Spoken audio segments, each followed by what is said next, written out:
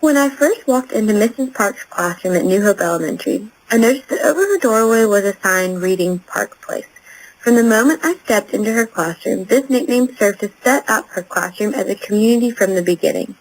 Inside her classroom, there were several forms of text covering the walls, and there was little space for adding any more. Some of the text was manufactured, such as the ABC charts above the whiteboard, while many others had been made by Miss Park herself.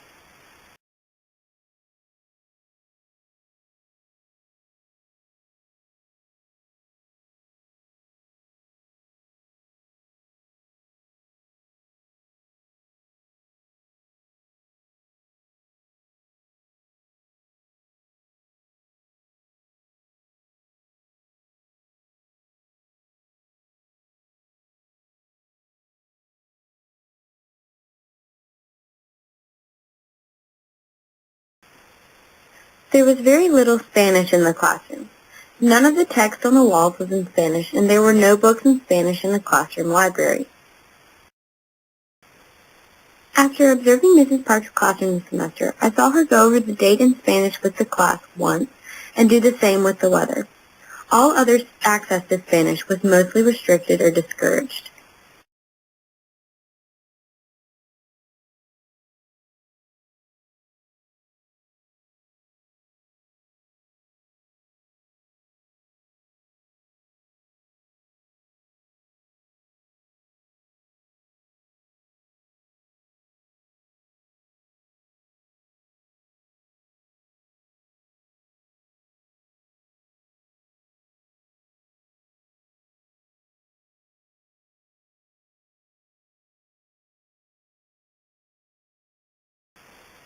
On Miss Park's first of the year assessments of her class, she said she found significantly lower scores than in past years. This prompted her to begin the year just by helping students recognize their names in writing and helping them to write their own names. In the first 2 weeks I was in her classroom, much of the spare wall space in Miss Park's room became filled with student-made artwork of their names. This served to help students become familiar with how to write their name and how to recognize it in written form.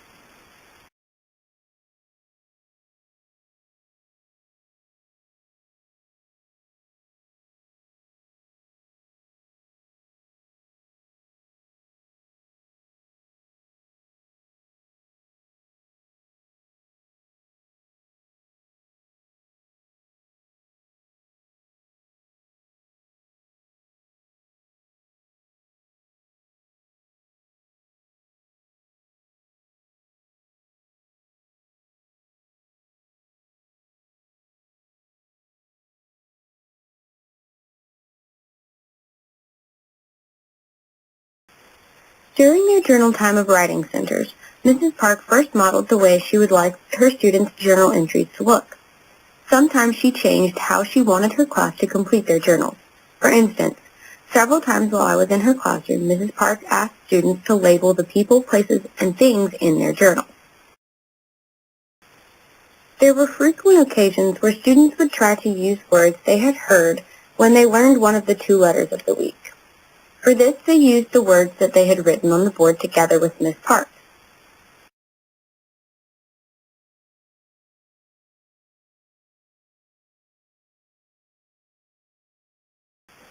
After journal time concluded, Miss Park began moving her class to focus on their reading centers.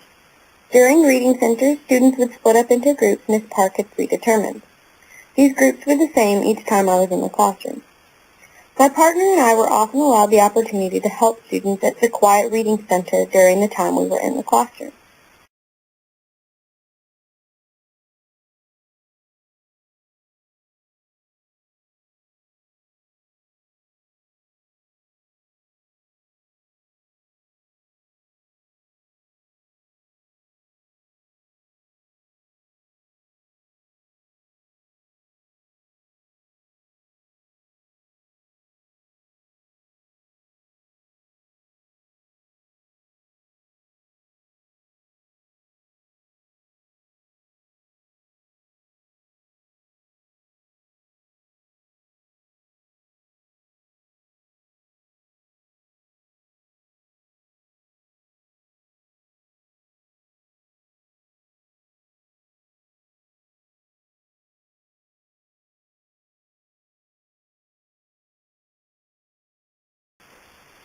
Our last day in the classroom, we were able to help students make a poster of things they can sense with their sense of sight. They cut pictures out of old magazines to do this activity, which connected back to the lesson on five senses Miss Park had done earlier in the morning.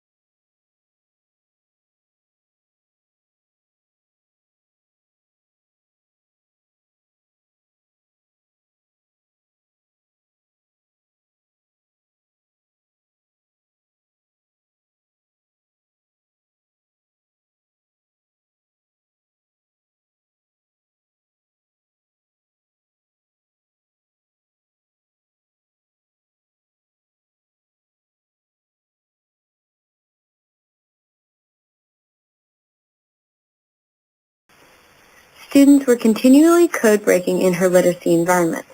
In kindergarten, most of the students were learning not just what the alphabet looked and sounded like, but also what it could be used for, to form sentences, for example.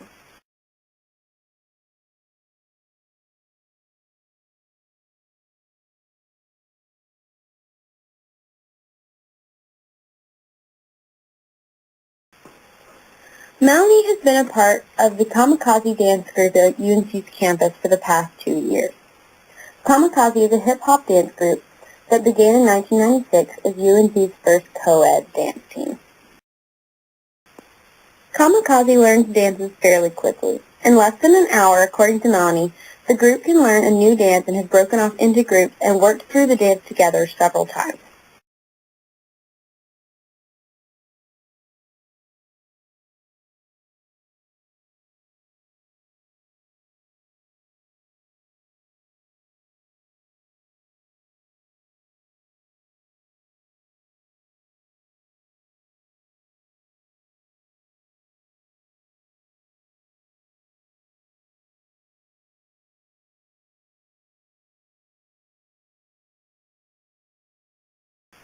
When they are learning a new dance, the team member who choreographed the dance uses counts or beats and words to indicate when what motions happen and how they happen.